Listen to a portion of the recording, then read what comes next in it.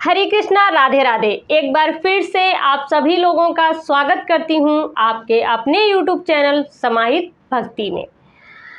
क्या आप लोगों ने कभी सोचा है कि एक छोटा सा पाप इंसान की पूरी जिंदगी ही नहीं बल्कि अगले जन्मों को भी प्रभावित कर सकता है?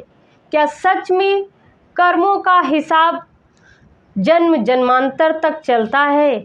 आज जो बात मैं आपको बताने जा रही हूँ उसे सुनने के बाद शायद आपको भी कोई गलत काम करने से पहले 100 बार सोचना पड़े।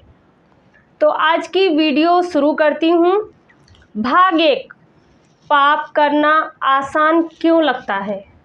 मनुष्य जब लालच, क्रोध, मोह और अहंकार में फंस जाता है तब उसे पाप बहुत आसान लगने लगता है।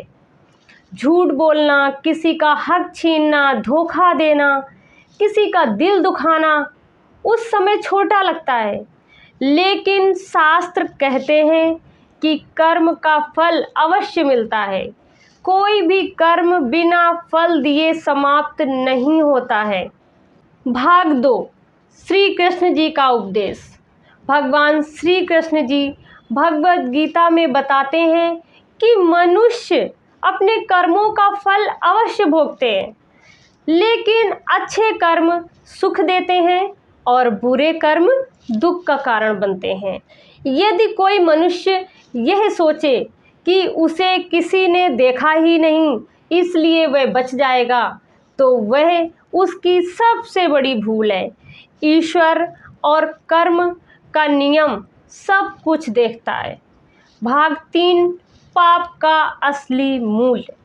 जब कोई व्यक्ति पाप करता है तो शुरुआत में उसे लाभ दिखाई देता है, धन मिलता है, शक्ति मिलती है, लोगों का प्रभाव भी बन जाता है, लेकिन धीरे धीरे वही पाप मन की शांति छीन लेता है।